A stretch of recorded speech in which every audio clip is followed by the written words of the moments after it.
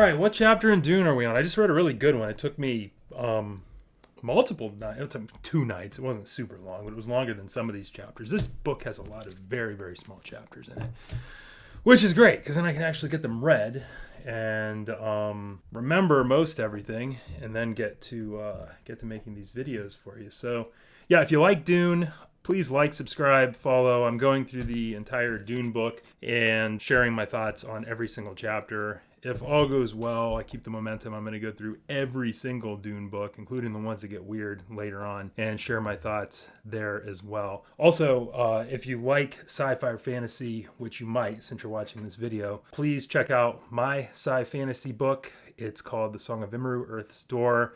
Has a lot of classic fantasy themes, light versus darkness, good versus evil, but in a setting 50 to 100 years from now. That I make a lot of interesting speculation as to where I think things might go. And there's a whole lot to it. Would love it if you check it out. And you can buy it now on Amazon or wherever books are sold across ebook, audiobook, and hardback. But yeah, let me just see there's no chapter numbers in these in Dune, at least book 1. So I gotta actually look to see which chapter we're on. Chapter 15. All right, so we're on chapter 15 now. Chapter 15 was excellent.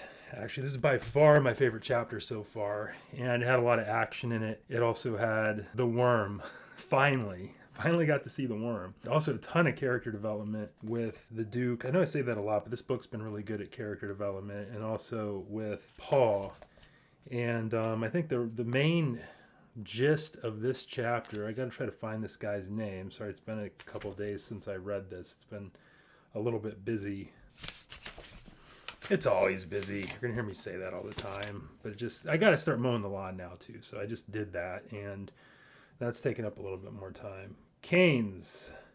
So Keynes is the ecologist that Leto was waiting for in the last chapter, and he's actually prefers to be called a planetologist. And from what I can tell, he's either a Fremen or he's become a Fremen. It sounds like he's been on Arrakis for a while. And this guy's also the master of change. I haven't mentioned him in some of the previous reviews because I don't go over everything. But basically, there's this master of change on Arrakis that helps transition from one family to another. So this is from the Harkonnens to the Atreides. This guy, Keynes, is joining Leto and Paul and Gurney. And Gurney's sort of like the military lead who loves to sing and do poetry and all that stuff. They're going in the Thopter out past I think it's called the Great Barrier or something, outside of Arrakeen, the city that they're all living in, to check out this machine that's doing a bunch of sand mining. So in the process here, Paul and the Duke, Leto, are wearing a still suit, and this is what allows Fremen or anyone on Arrakis to kind of retain water. Basically, if they gotta pee or whatever, it's recycled, or sweat that's recycled, so they only lose a thimbleful of water a day if it's a true Fremen still suit, Fremen made still suit. This Keynes guy's like, hey, I'm gonna have to check your still suits to make sure you put them on right. Of course, Leto's like, oh, he's gonna stab me while he's checking it, and Leto would prefer to keep his shield activated. They got these personal shields, all these folks, but he lets him check the still suit, and he explains how Leto didn't put it on quite right, and Leto's having to not annoy this Keynes guy, even though he is a little bit irritated. He's telling him, the Duke, the power of this planet, that he did some things wrong. Then he goes to Paul, and Paul's done everything perfectly. And this is where things get. This is one part of the chapter that it's fine, but it was a little bit silly. Is literally everything Paul did, Keynes was completely impressed and tied it to the prophecy that Paul is and I haven't said it in previous chapters, but I have it right in front of me, the Lisan al-Gaib. I think that's the same as the Muad'Dib. I probably said that. Sorry if I said that not quite right. But there's all these names for basically the chosen one, and that's clearly what Paul is. So yeah, Keynes is really, really impressed with Paul. So they get on the Thopter, which is this helicopter thing that's sort of like a dragonfly. And they have a few other Thopters following them along, and they go over and they find this big plume of sand cloud, dust cloud. And that's where this big machine, looks sort of like a big beetle, is digging up spice. And this is where we learn about the worms, which is really kind of one of the coolest things I think about Dune. These huge sandworms that swim around under the ground, and they're very territorial. And every time you're doing any mining, they eventually will come because they're attracted to kind of like thumping sounds which the miners make, and they will cause havoc. They'll basically like destroy everything, eat everything. These spice miners, they hang out and until the last second. They have these spotters out that check for ripples far away and then indicate that sandworms are coming in, and they're like, hey, about 20 minutes left, and they wait till like 18 minutes, and then they call in, I forget what it's called, but some big carrier helicopter thing, and it comes, grabs the giant mining device and carries it away safely from the worm before it comes shooting up out of the ground and eats the machine. So we learn a little bit more about these worms. Kane's is the one sharing all the information I just shared with you, and the Duke does something clever here. He actually spots the sandworm ripples as they're coming in, him or someone in the ship, and apparently whoever spots these ripples first, they get some extra percentage of the spice money that comes from that particular mining event. But the Duke tells Kane's to tell the people on the machine, hey, you're all going to get to split it all courtesy of Duke Leto. So Kane's is like, oh, wow, this Duke's he's pretty clever politically. And you can tell Kane's is starting to warm up to the Duke. He didn't love the guy at the beginning because he's suspicious of leaders on Arrakis because the Harkonnens were terrible. They were awful people. But the Duke, he's really good at, politicking, basically. But then I guess this particular worm was going to be there in 20 minutes. Duke and Paul, they're all waiting for the copter to come and pick up the beetle thing, the beetle mining device machine. And, well, it doesn't come. So something's got in the way. That's a mystery for another chapter.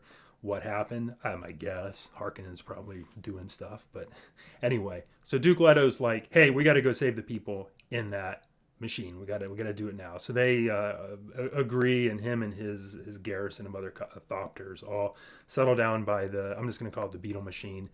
And they're waiting. These guys aren't coming out. And Leto's like, what's taking them so long? And this is where we learn, hey, they wait for the last minute to gather as much spice as possible, which makes no sense because this worm's going to come eat it all anyway. But eventually they come running out of the machine. They get into the ships.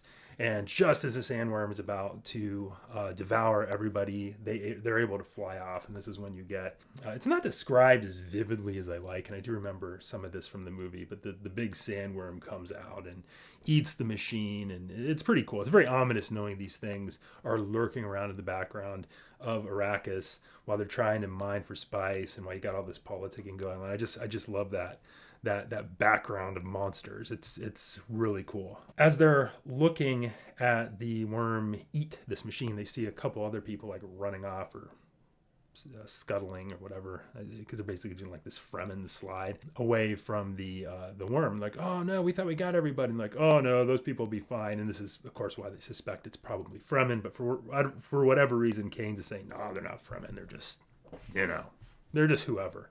Anyway, he doesn't want to admit that. So they eventually get back to Arrakeen, and Kane's again. Paul's been asking like what I would say are pretty basic questions. So Paul's 15, and this whole time he's been asking questions about the worm and about Arrakis. And Kane's is, as they've been flying around, it's like, man, this kid is so smart, way smarter than anyone else I've heard before. He must be the boy of prophecy. And I'm just thinking, this kid's 15. He's asking like questions my 8-year-old would ask. I'm not sure why this is so impressive. But anyway, maybe kids were a little bit dippier in this universe. I don't know.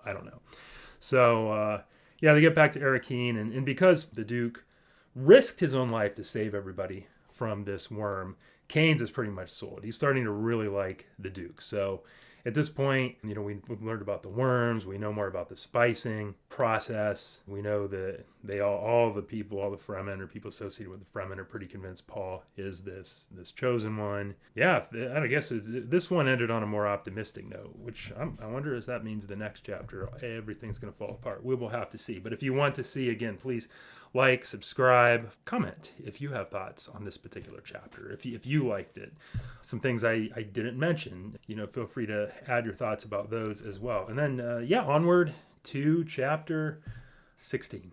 So we'll talk soon. Hope you have a good one until then. Bye-bye.